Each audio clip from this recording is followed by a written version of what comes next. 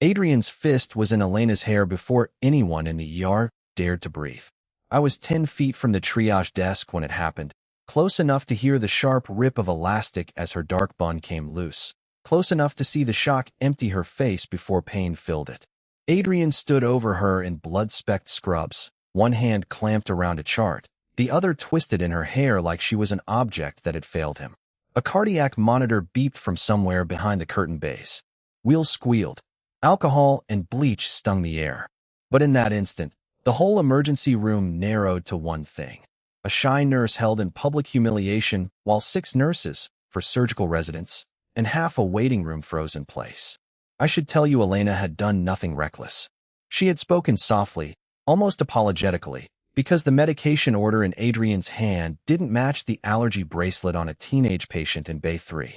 Her voice had trembled, but her eyes had stayed on the chart. That was her mistake in his world. She had been right where everyone could hear her. "Do not embarrass me in my ER," Adrian said. Then he yanked harder. Elena's body tilted with the force, one hand flying to his wrist, not to fight him, just to keep her balance. The residents looked down. One nurse took half a step forward, then stopped when Adrian turned his head. Shame moved faster than courage in that room. I had seen men flinch from gunfire with less fear than those educated professionals showed in front of a surgeon with status. And across the waiting area, Vincent Vale rose. He had been seated beneath a muted television, broad shoulders still, 2 associates posted several feet behind him near the vending machines. He was there for a reason no one in the ER knew yet, a private family emergency kept behind his controlled expression. But he saw Elena's scalp pull, saw her white-knuckled grip on the counter, saw Adrian using rank like a weapon. Something old and cold in him sharpened. Let go of her. The sentence did not come loud. It came final. Every head turned. Adrian did not release Elena at once.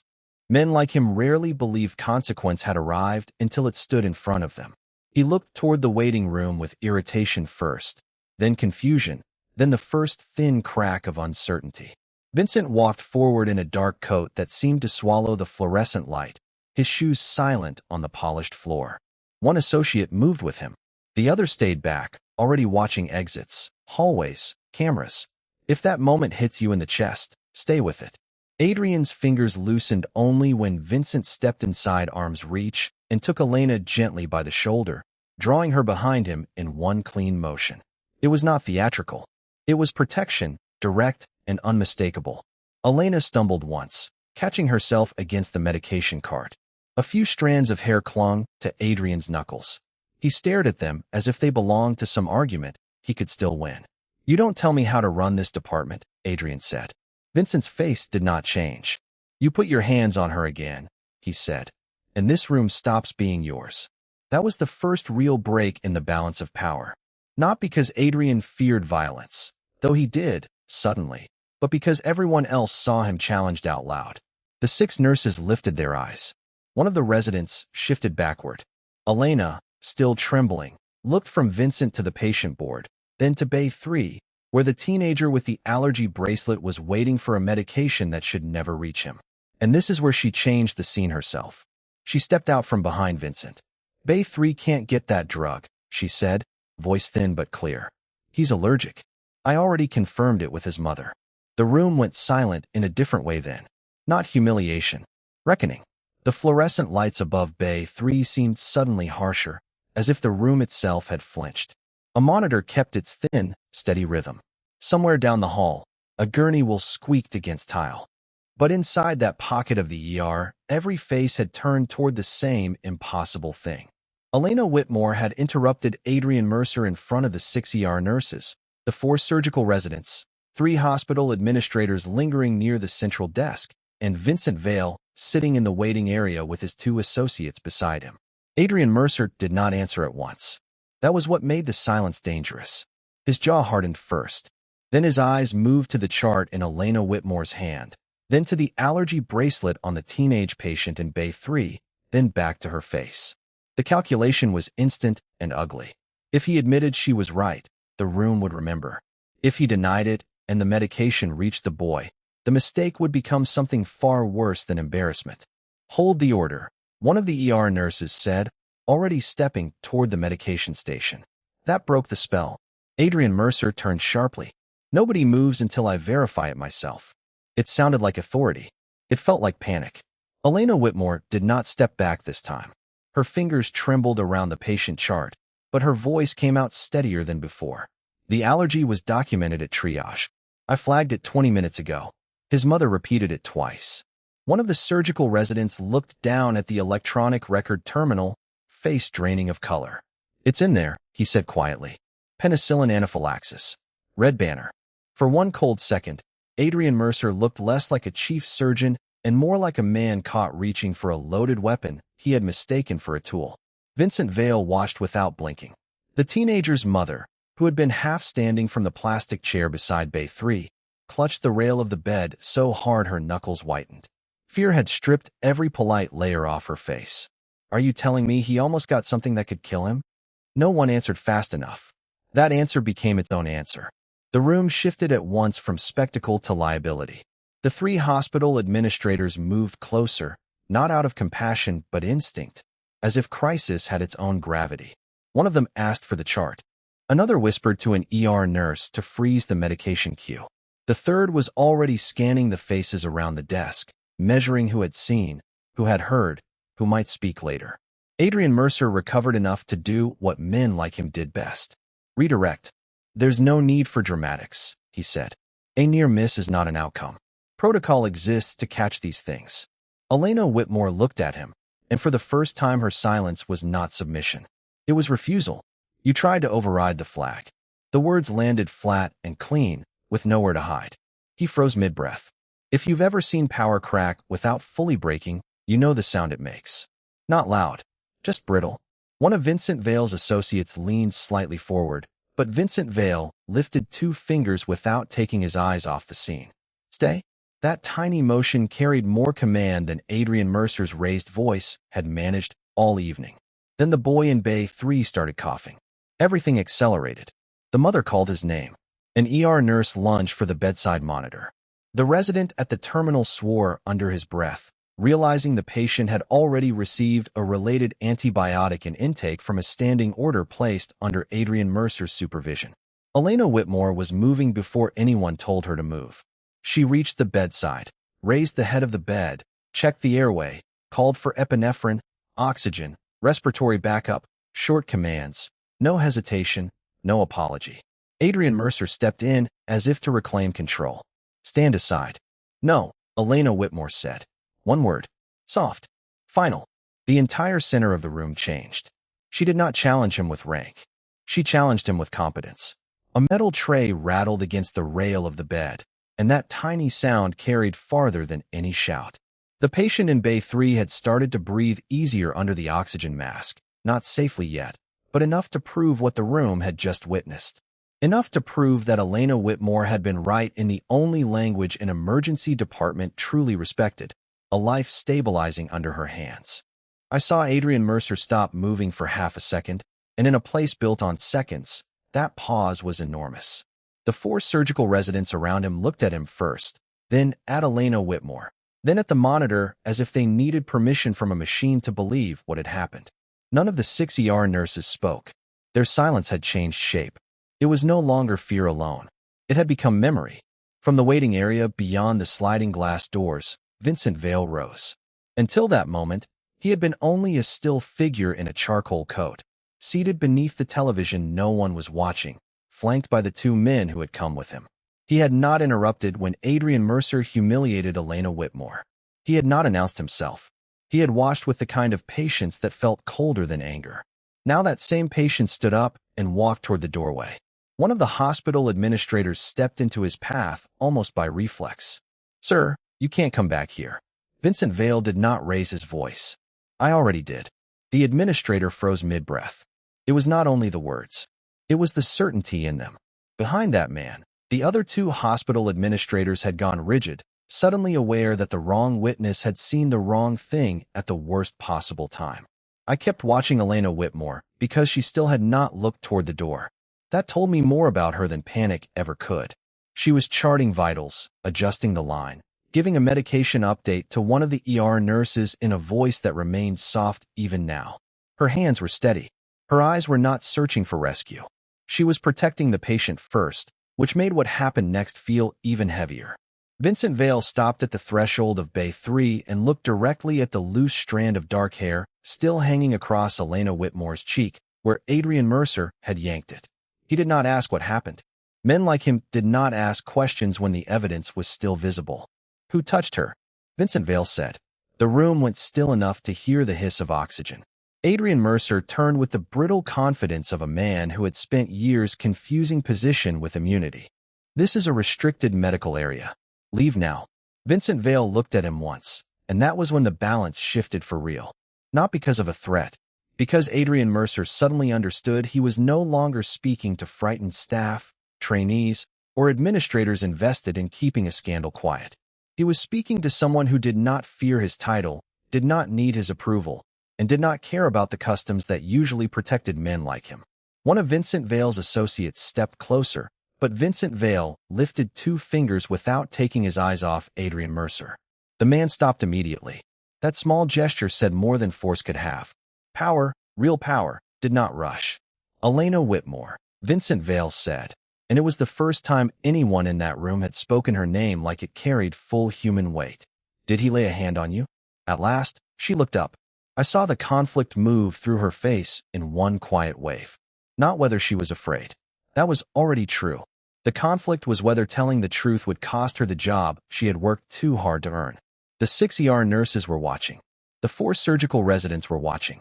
The 3 hospital administrators were watching with the strained expressions of people calculating risk, liability, headlines, donor calls, damage. Adrian Mercer spoke before she could answer. Fluorescent light flattened every face in the trauma bay, turning fear into something clinical and sharp.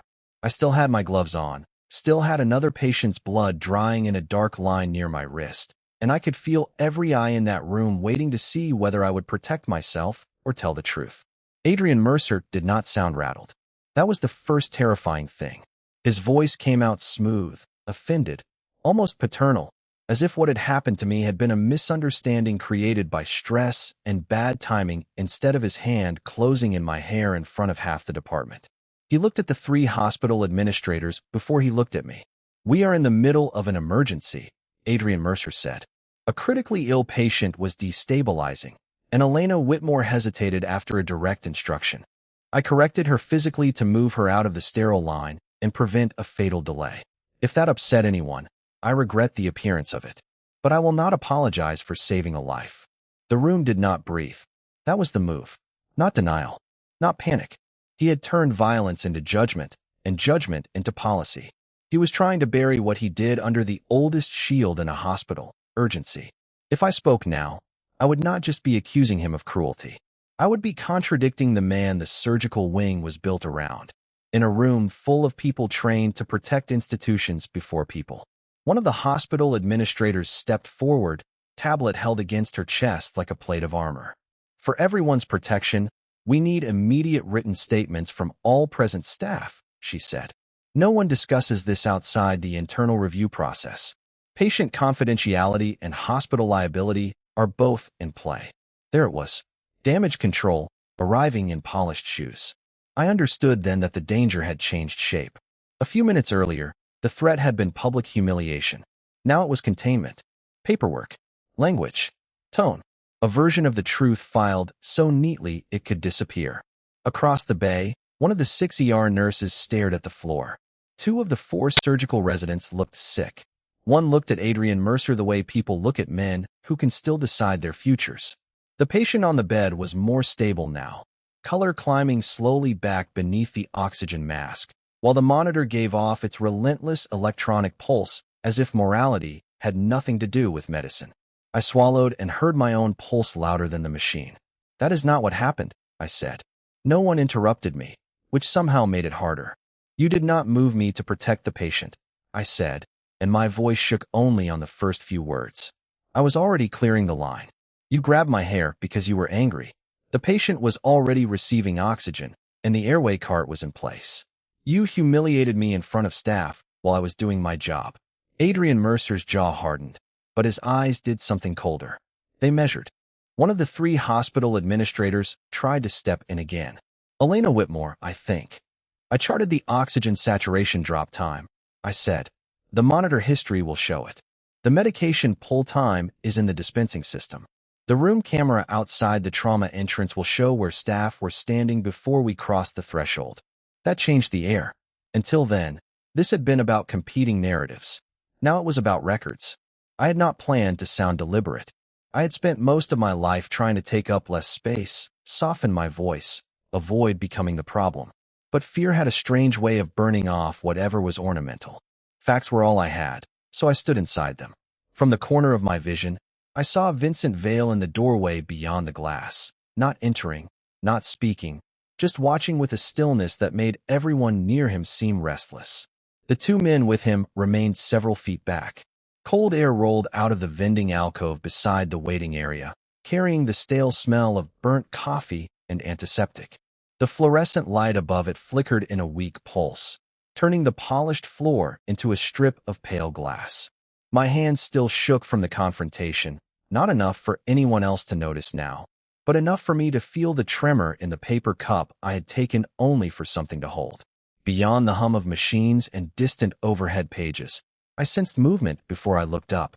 Vincent Vale had crossed the room without noise, while his two associates stayed back near the wall exactly as they had before, close enough to see, far enough not to intrude. I saw it. His voice was low, controlled, almost plain, and somehow that made it more dangerous. For a second, I did not answer. I studied the cup in my hand instead, the thin seam of cardboard softening beneath my fingers. Men like him did not approach women like me by accident, and they definitely did not open with sympathy unless there was a reason underneath it. I had already been humiliated, cornered, and forced into a formal complaint in a single shift. I did not have room left for mystery. "You shouldn't be standing back here," I said quietly. The corner of his mouth shifted, not a smile, just an acknowledgement that I had tried to draw a line. Probably not. That answer unsettled me more than an argument would have. Most powerful men in the hospital used certainty like a weapon. Vincent Vale stood in front of me with none of Adrian Mercer's performance, none of the sharp volume, none of the need to make me feel smaller. The absence of force made me more alert, not less. It felt like standing near deep water that looked calm because the danger was underneath. I finally lifted my eyes to his. "Why are you talking to me?" "Because no one should have touched you like that," he said. "And because everyone in that room knew it was wrong before a single person found the courage to act." The words landed harder than I expected. Not because they were dramatic, but because they matched the private shape of my anger too exactly. I had spent hours trying to keep my complaint factual, clean, indisputable. Hearing someone else say the thing underneath it made my throat tighten before I could stop it. "I'm handling it," I said. "I can see that." He glanced toward the glass doors leading back to the ER, then returned his attention to me. No wandering eyes. No lazy inspection. No attempt to crowd my space. It was strange what my body noticed when it had spent the day in defense. The measured distance, the still hands, the way he seemed to make room for my refusal before I even gave it. "I'm not asking for help," I said. I didn't offer any. That almost pulled a bitter laugh out of me. Almost. The silence stretched between us, thin but not empty. Somewhere down the hall, a monitor started beeping in a rapid, even pattern. A transport cart squeaked over tile. Life kept moving through the hospital with the same indifference it always had, as if shame and courage were both routine conditions admitted through automatic doors. Then Vincent Vale reached into the inner pocket of his coat, slowly enough that I never flinched, and took out a white patient rights card from the waiting area display rack. On the back, in dark ink, was a phone number. "If anyone pressures you to retract, delay, or edit what you reported," he said, holding the card between two fingers, "call that number." I did not take it. "What is it?" "A direct line." "To what?" "To someone who answers when I call." There was at last the edge of what he was. Not a threat spoken aloud, but a door opening onto one. My pulse kicked once, hard and unwelcome. I looked past him toward his two associates, then back at him. The card stayed between us for one more second, white against his dark hand, before I finally took it. The paper felt heavier than it should have, as if weight could travel through ink. I slipped it into the pocket behind my badge reel and went back through the double doors with my pulse still climbing, the fluorescent lights bleaching everything flat and cruel again. The ER always smelled like antiseptic, burnt coffee, and panic held together by procedure. By the time I stepped back onto the floor, I understood one thing with painful clarity. Whatever had happened in that waiting area had not made me safer. It had made me visible. Morning proved it. My assignment board had been changed. I stopped in front of it with a medication scanner in one hand and my folded report copy in the other. I had been moved off the monitored trauma bays and into overflow, then reassigned twice in red ink, each change sloppier than the last, until my name sat under the heaviest patient load on the board. 2 of the 6 ER nurses looked at me, then away too quickly. None of them had done this. They did not control staffing that high up the chain. Adrian Mercer did. He stood near the physician station with 4 surgical residents arranged around him like a moving wall, his voice smooth, his posture loose, his eyes already on me. Not angry. Interested. That was worse. "You're late to your own patients," he said. "I started on trauma bay prep at 6:52. "Did you?" He glanced at the chart rack. "Then why is room 14 still waiting on labs?" "Because someone had redirected the order under another nurse's initials, I thought. Because somebody wanted confusion to look like incompetence. But the trap was built to work only if I defended myself too fast." "I'll fix it now," I said. His mouth barely moved. "Try not to drown." The line was quiet, but several people heard it. I felt the humiliation rise hot behind my ears, then harden into something steadier. He wanted me flustered. He wanted me behind. He wanted me choosing between arguing with him and caring for patients. So I chose the patients. For the next 3 hours, the sabotage became almost elegant. A missing signature on a transfer note I had completed. A verbal update never relayed to me. A medication drawer left logged into my name after I had already stepped away. Small things. Plausible things. The kind that made a shy nurse seem careless if anyone looked only at the surface. Twice, one of the 3 hospital administrators crossed the unit for routine review, and both times Adrian Mercer corrected me in front of them with polished disappointment, as if my failures pained him personally. By noon, isolation had replaced embarrassment. Even the 6 ER nurses who cared about me kept their distance, not out of cruelty, but fear. He was turning proximity into risk. Then the ambulance doors burst open. A man in his early 60s came in gray-faced and sweating through his shirt, one hand clamped to the center of his chest. The paramedics rolled him in fast, calling out hypotension, crushing pain, irregular rhythm, possible aortic involvement. The room changed at once. Monitors beeped sharper. Shoes squeaked. Air tightened. I moved to the bedside before the gurney locked. Adrian Mercer came in behind the patient and took command with the kind of volume that made people obey before they thought. One of the 4 surgical residents repeated his orders. 2 of the 6 ER nurses moved for lines and blood work. I clipped on leads, read the strip, and felt ice move through me. The rhythm was wrong for what he was saying. "Prep nitro," Adrian Mercer said. I looked at the monitor again, then at the patient's neck veins, his blood pressure, the widening panic in his wife's voice from the doorway. Inferior involvement. Possible right ventricular infarct. Nitro could crash him. "Don't give that," I said. Everything stopped for half a beat. Monitors kept ticking while every eye in trauma 2 swung toward my hands.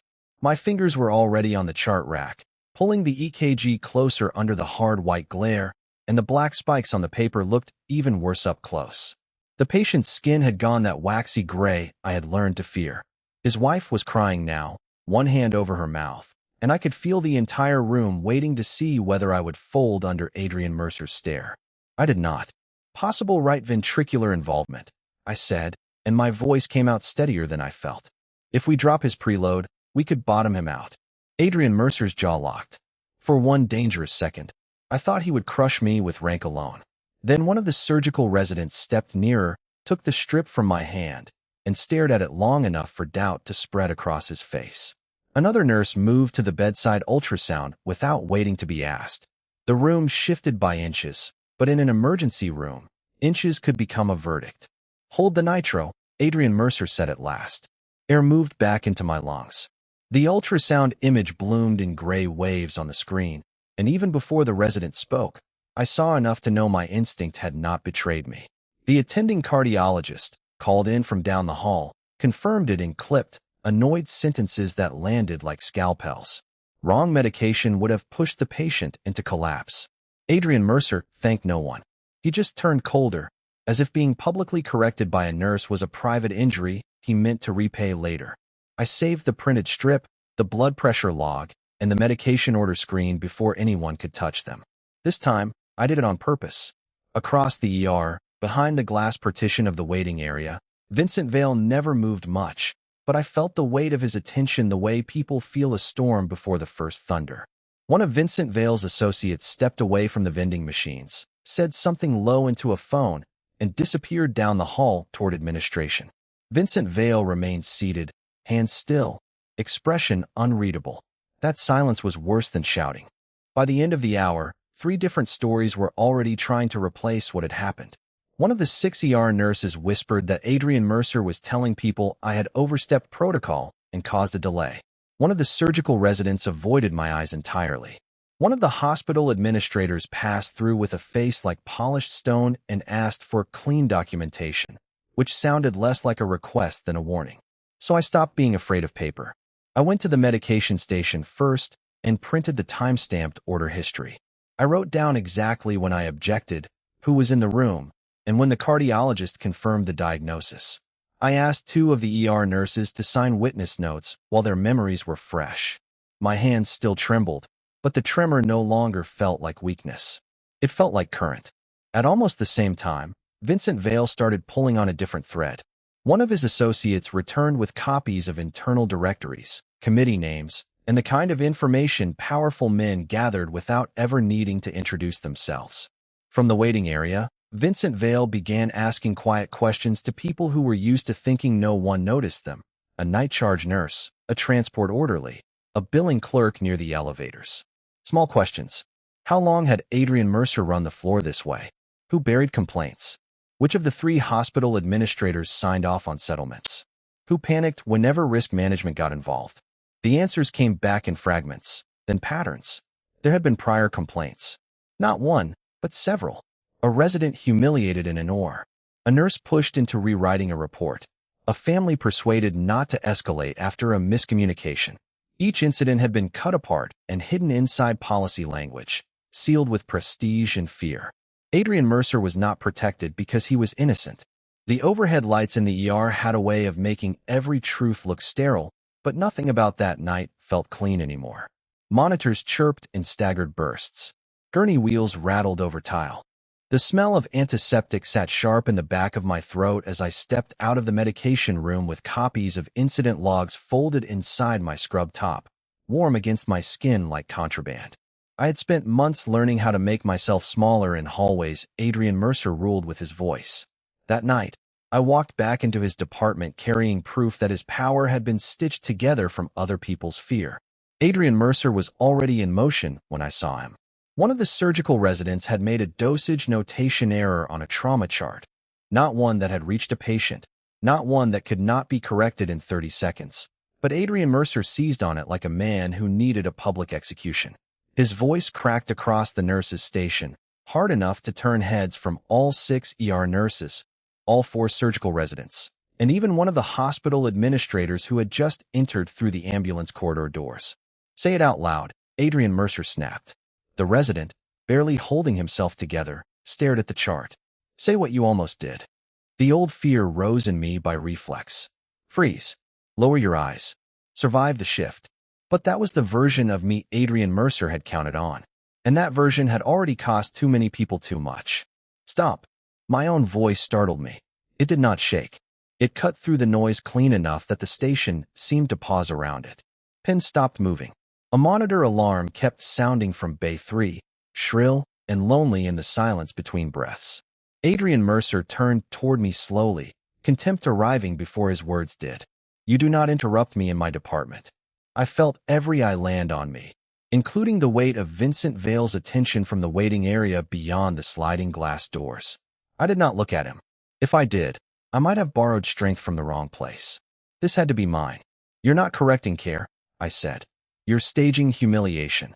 A few feet away, one of the hospital administrators stiffened. Another stopped beside the trauma board. The third remained near registration, watching with the stillness of someone who had already been warned trouble was coming and had hoped it would wait until daylight. Adrian Mercer took one step closer. After the week you've had, I would think you'd be smarter. He meant the report. He meant my refusal. He meant the hand he had already laid on me once, as if my body were part of the furniture. I pulled the folded papers from my scrub top and set them on the counter between us. There are prior complaints. Several. Rewritten narratives. Suppressed statements. Staff pressured after incidents. You know that. They know that now too. The nearest administrator reached for the papers before Adrian Mercer could. That tiny motion changed the room more than shouting could have. Control left his face for the first time since I had met him. This is incomplete, Adrian Mercer said sharply. Confidential material taken out of context by a nurse who is emotionally unstable. I should have expected the attack. Still, the words hit like cold water. Not because I believed them, but because I knew exactly how often that line had worked before. Paint the witness as fragile. Turn injury into unreliability. Make the crowd doubt what it had seen with its own eyes. Then the automatic doors opened behind the waiting area, and one of Vincent Vale's associates stepped in fast, leaning toward Vincent Vale, with a phone already lit. I glanced over despite myself. Vincent Vale read the screen once, rose from his chair, and the atmosphere changed with him. Not louder. Worse. Like steel had entered the room. At the same moment, Bay 3 erupted. Bay 3 exploded in sound before anybody could reclaim the room with words. A trauma patient had crashed hard. An instinct hit me before fear did. I ran. The curtain slapped my shoulder. The monitor screamed in one long, flat accusation. And for half a second, all the politics, all the whispers, all the poison Adrian Mercer had poured into this place disappeared beneath the oldest truth in the ER. Somebody was dying. Stark compressions. My own voice startled me. I was already climbing onto the step stool when one of the surgical residents froze with the ambu bag in his hands, eyes wide, waiting for permission from a man who no longer had the authority to slow anybody down. Adrian Mercer stood 2 bays over with hospital security at his elbow and fury burning through what was left of his composure. He looked at me like I was trespassing on ground he still believed belonged to him. It didn't. I locked my elbows and began compressions, hard and steady, counting under my breath. One of the ER nurses moved to my left and pushed epinephrine. Another called out the rhythm. The room tightened into function. Clean, fast, merciless. For the first time all night, nobody asked what Adrian Mercer wanted. They watched what I did, and they followed it. Then the airway line kinked. The resident fumbled. Blood slicked the glove. The patient's oxygen dropped so fast it seemed to fall through the floor. I saw panic spread in one terrible ripple across young faces, trained to obey rank before judgment. This was the kind of moment Adrian Mercer had always owned, the second where fear made everyone small again. But not this time. Lift the chin. Rotate the tube. Now. The resident obeyed me instantly. The line cleared. Air moved. The waveform climbed back. A pulse returned under my co-worker's fingers 3 beats later, thin but real. And the room went silent in that strange way only a hospital can go silent. Machines still chirping, shoes still moving. Everyone hearing something larger than noise. Not applause. Recognition. I stepped down from the stool with my hands shaking so badly, I had to press them against my scrub pants. Across the bay, I saw all 6 ER nurses looking at me differently than they had that morning. Not with pity. Not with worry. With trust. The 4 surgical residents looked worse for Adrian Mercer than he did for himself. They had just watched skill choose the right leader in real time. One of the 3 hospital administrators, the oldest among them, spoke first. Adrian Mercer, step away from patient care. He actually laughed. A brittle, disbelieving sound. You're taking her word over mine? No, I said, breathing hard. You trained them to think fear was competence. They just watched the difference. His eyes cut to me, cold and murderous, but there was no room left for that kind of power. Not after witnesses. Not after records. Not after he had been seen trying to break me in public and then trying to smear me when the truth cornered him. Vincent Vale had not moved close to the trauma bay.